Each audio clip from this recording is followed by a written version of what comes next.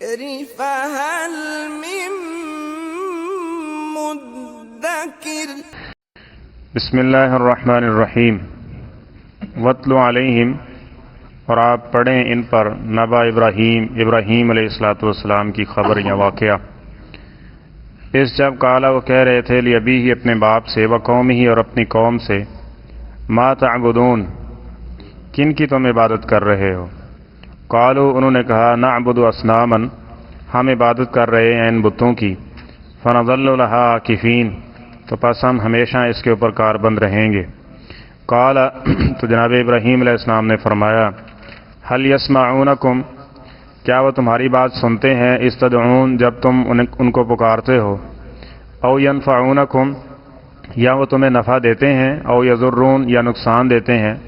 قالوا انہوں نے کہا بلکہ وجدنا ہم نے پایا ہے آباءنا اپنے آباء و اجداد کو، کذالک یفعلون وہ اسی طرح کیا کرتے چلے آ رہے ہیں۔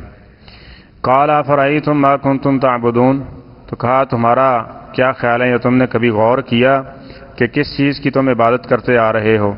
انتم تم و آباؤکم اور تمہارے آباء و اجداد الاقدمون پہلے، فإنہم پس بے شک یہ سارے کے سارے عدو لی میرے دشمن ہیں، الا سوائے رب العالمین تمام جہانوں کے پروردگار کے، الذی وہ رب خلقنی جس نے مجھے پیدا کیا ہے، فہو یہدین پس وہی میری رہنمائی کرتا ہے یا کرے گا، والذی اور وہ ذات ہے، ہوا یطعمنی وہی ہے جو مجھے کھلاتا ہے، ویسکین اور پلاتا ہے، وَإِذَا مَرِضْتُ اور جب میں بیمار ہوتا ہوں، فہو یشفین تو وہ مجھے شفا عطا کر دیتا ہے۔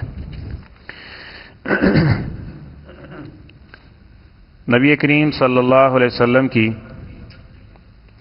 امت کے لیے ایک حرص کہ یہ جنت میں چلے جائیں، دوزخ سے بچ جائیں، کامیابی حاصل کر لیں، اللہ تعالیٰ کے محبوب بن جائیں، یہ اس قدر تھی کہ سورہ کے شروع میں فرمایا گیا کہ ہو سکتا ہے اسی فکر کے اندر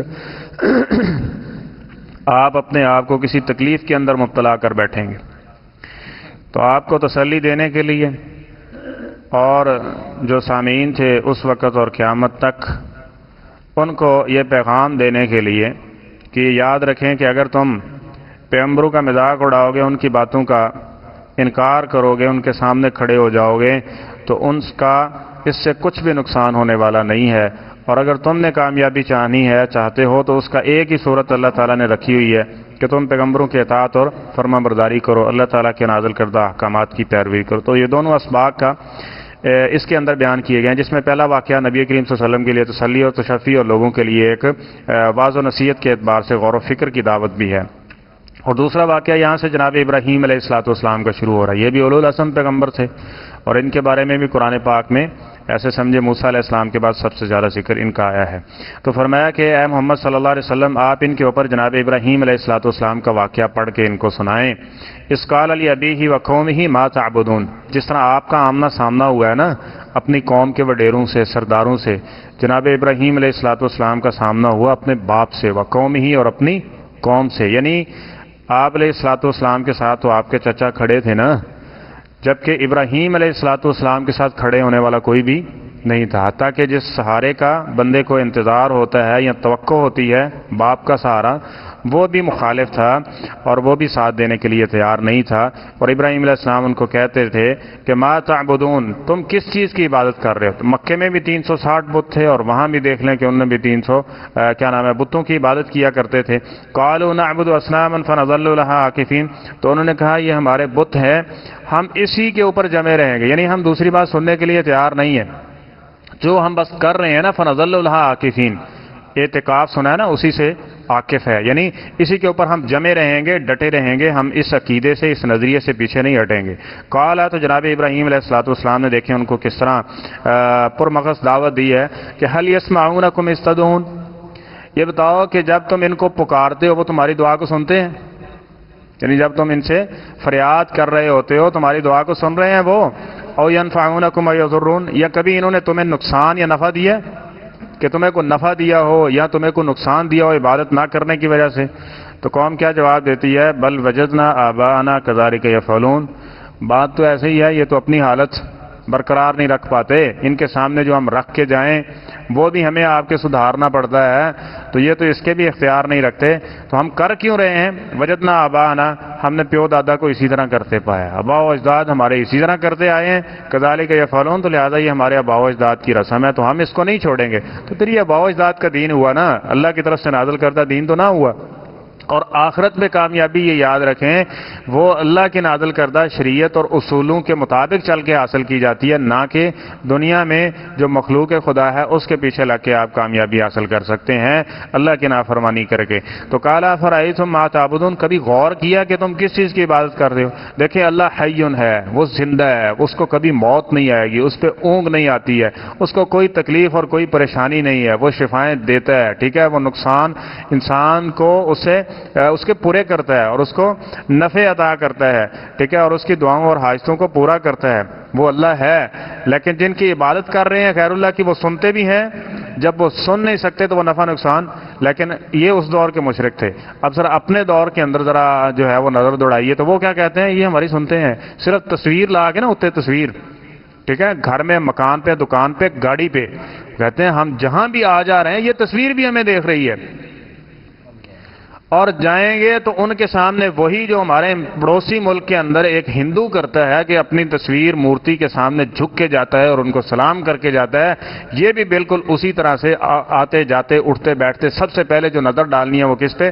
مرشد کی تصویر کے اوپر ڈالنی ہے، کہ وہ ہماری تمام حالت سے، تمام سوچ سے، تمام نظر سے واقف ہے، اور حتیٰ کہ یہاں تک لکھ دیا جب تم نے بیعت کر لی پھر تمہارا کوئی بھی مرحلہ ایسا نہیں ہے، وہ دن ہو یا رات ہو، خلوت کا ہو یا جلوت کا، کوئی بھی مرحلہ ہو وہ تمہارے مرشد سے پوشیدہ نہیں ہے۔ کیونکہ اب یہ قرآن پاک میں یہ تو نہیں نا بکے گا کہ وہ تو سنتے نہیں ہیں، تو اب یہ بتانا پڑے گا، نہیں جی سنتے ہیں یہ، وہ اتنے تھوڑے بہت، یعنی اتنی ان کی عقل کام کرتی تھی کہ یہ جو مورتی ہے یہ کیسے سن سکتی ہے، یہ جو انسان اس دنیا سے چلا گیا ہے یہ کیسے سن سکتا ہے۔ لیکن آج کل کے جو شرک کرنے والے ہیں ان کو یہ سمجھانا مشکل ہو گیا، ان کی سمجھ میں یہ چیز نہیں آتی کہ یہ انسان جو چلا گیا یہ کیسے جو ہے نہیں سنتا، یہ تو سنتا ہے، یہ پہلے سے بھی زیادہ کہتے ہیں، تم سے بھی زیادہ سنتا ہے، زندہ ہونے سے بھی، زندہ لاکھ کا ہے، مویا 1.25 لاکھ کا ہے، جب زندہ ہے تو کان لگا کے اس کو سننا پڑتا ہے، اینک لگا کے اس کو دیکھنا پڑتا ہے، ٹھیک ہے، جب فوت ہو جاتا ہے تو جہاں سے مرضی پکاریں، جہاں سے مرضی پکاریں۔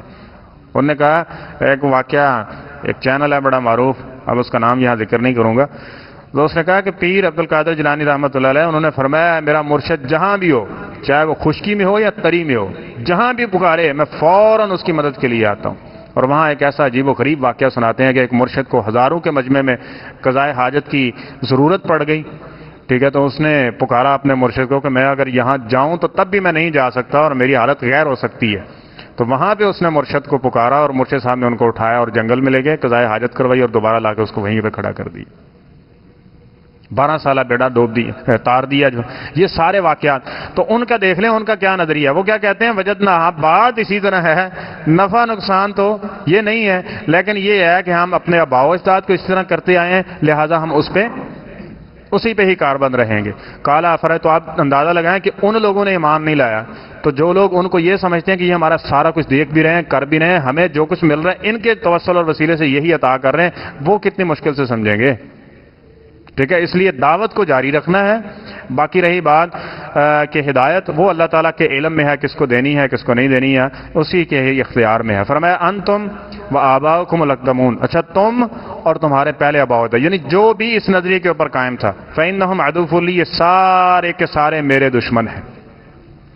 دوستی اور دشمنی کس کی بنیاد پہ؟ عقیدے کی بنیاد۔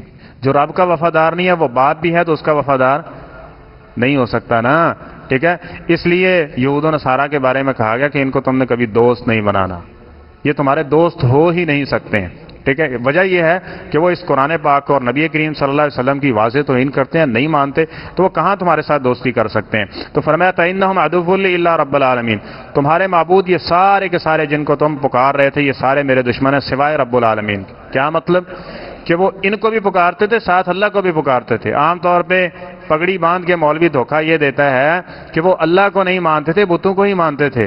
یہاں دو باتیں قابل غور ہونی چاہیے کہ قرآن پاک میں یہ نظریہ نہیں دیا گیا، بلکہ یہ بتلایا گیا ہے سچی کتاب کے اندر کہ وہ اللہ کو بھی پکارتے تھے، ساتھ میں غیر اللہ کو پکارتے تھے. دو بڑے بڑے مشرک، یہ ابراہیم علیہ السلام کے دور کے، یہ دیکھ لیں اس کا ذکر، اور نبی کریم صلی اللہ علیہ وسلم کے دور کے قل یا ایھا الکافرون لا اعبد ما تعبدون، ٹھیک ہے، جن کی تم عبادت کرتے میں صرف ایک اللہ کی کروں گا. ٹھیک ہے. اور دوسری بات یہ کہ وہ جو بت تھے نا، وہ صرف پہاڑوں میں سے کوئی پتھر لا کے رکھ کے اس کو پوجنے کا نام نہیں تھا. اس پتھر کے اوپر شکل و صورت ڈالی جاتی تھی کسی نیک آدمی کی، اس نیک آدمی کو پکارا جاتا تھا. ٹھیک ہے. اس کے پیچھے نظر یہ ہوتی تھی کہ یہ پتھر نہیں ہے، یہ ہمارا مرشد بیٹھا ہوا ہے. جی میں تصویر تک کی نظریہ ہوتا ہے، کاغذ ہے، تصویر پہ نظریہ یہی ہوتا ہے نا کہ یہ مرشد پاک دی تصویر ہے. تو اسی طرح بتوں کے بارے میں یہ نظریہ تھا. تو لہذا صرف بتوں کا نام دے کے اس سے اولیاء کو اس طرح مائنس کر کے ان کو اللہ کا شریک بنا کے، بلکہ کیا اللہ کمزور اور ان کو شاذور بنا کے پیش کرنا، یہ بدترین شرک ہے. تو فرمایا میرا رب کون ہے؟ الذی خلقنی فہو یہدین، جس نے مجھے پیدا کیا ہے وہی میری رہنمائی کرتا ہے.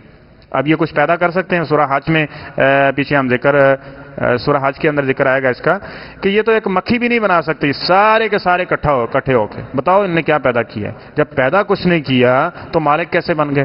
جس اللہ نے پیدا کیا ہے اس کو تم نے معزول کیوں کر دیا؟ اس کے بارے میں یہ نظریہ کیوں؟